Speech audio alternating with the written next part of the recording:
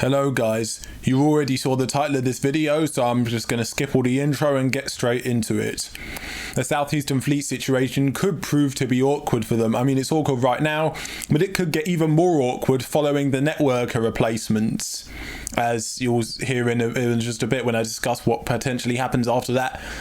So obviously right now, the 465s, especially the Brel ABB as of late, have been in an absolute state. I mean, almost every time I get a Brel unit, there's some issue with it, whether it's the floor being bubbly, the heater being broken or grimy, a toilet potentially being out of use, a motor or multiple motors not working.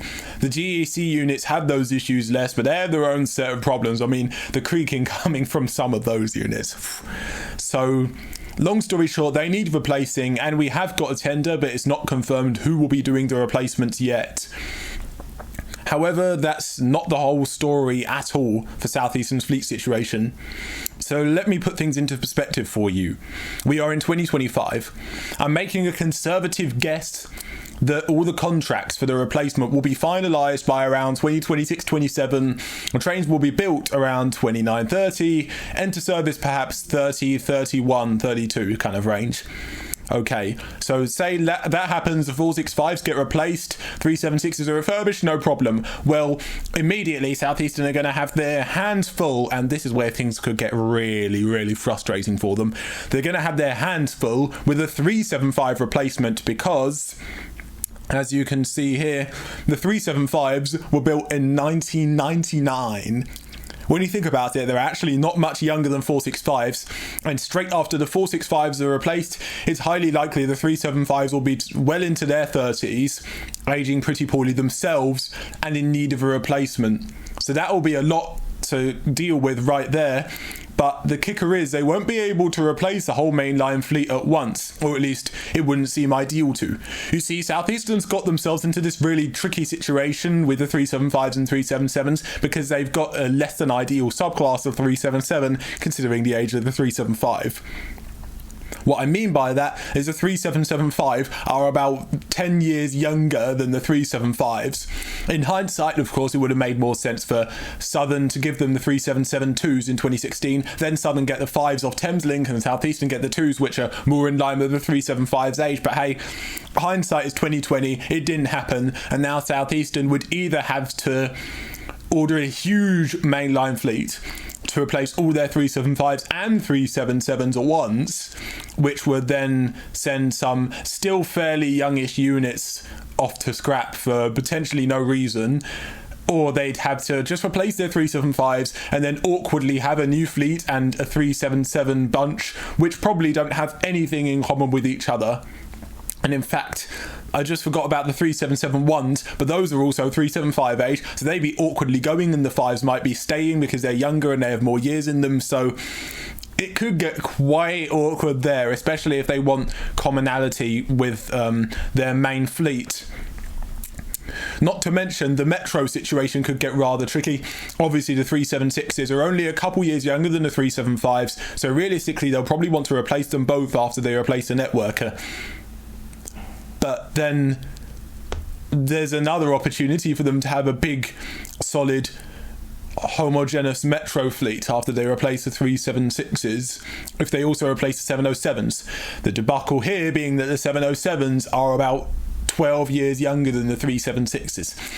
So, again, they'd either have to replace the 376s with perhaps a later version of the trains that replace the 465s, so they then have a common fleet, but then a random batch of 707s sitting around just randomly doing nothing in terms of efficiency, or they would have to get an entirely new fleet, and they'd be right back to where they started, or at least right now, with 3 fleets, a 707, 376 replacement fleet and 465 replacement fleet, which obviously is not ideal for Southeastern. But then sending the 707s off to scrap in, say, 2040, when the 376s will be about 40-ish and they'd be about 24-ish, it kind of seems like a bit of a waste, doesn't it?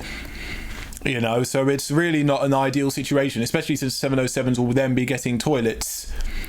There is the option of ordering more Desiro cities to replace the 465 and 376, but I'm not even sure if the Desiree City is still in production and how easily that could be done. So if anyone knows, then please tell me in the comments. The Javelins, they will need replacing, although it's not as complicated a replacement for them since it's only one fleet, and it would just make sense to replace the Javelins with only one high-speed fleet. The difference is they're going to be short on money from having replaced all the Electro Stars in the 2030s. And yes, I know the Javelins are somewhat younger than the 375s, but they are aging horribly, potentially even worse than 465s. They're in a right old state. You get on one, you most likely get a sticky table, you most likely get a broken seat back table, you could get a broken armrest, you could get defective internal doors, you could get a motor broken. You know, they're aging pretty poorly, and I doubt they're going to last 40 years. And let's face it, 800 problems and issues came from the Javelin, as that's what the 800 was based off of. So I think it's unlikely, long story short, that the Javelins last anything like 40 years, and they'll need replacing with the 375s. But that might be too much money to spend at once. And then what is Southeastern going to do? It could potentially lead to a less than ideal scenario where either the Javelins or the 375s continue to solder on in a terrible state until they finally get the money rounds to do it. I mean, who knows? If the country becomes richer, Southeastern become richer, and they can afford to do everything all at once, that will be great. But yeah, it's a very awkward situation with Southeastern and their fleets. In hindsight, they got potentially a non-ideal 377 subclass, but it's too late to change that now. And the 3 different fleets on the Metro really makes things awkward replacement-wise. But let me know what you think Southeastern should do, and let me know what you think they will do, because those are 2 very different things. What I think will happen, a fleet of trains will replace the 465s, a different fleet will replace the 376s, they'll keep the 707s on, replace the 707s with a different fleet, and then the cycle continues. I think with the main line, they'll probably replace all of them at once. Then again, if they were just to replace the 375s, then they could do something similar to what they're doing with the Metcams right now. They could harvest 375s for spare parts to keep 3775s running if needed.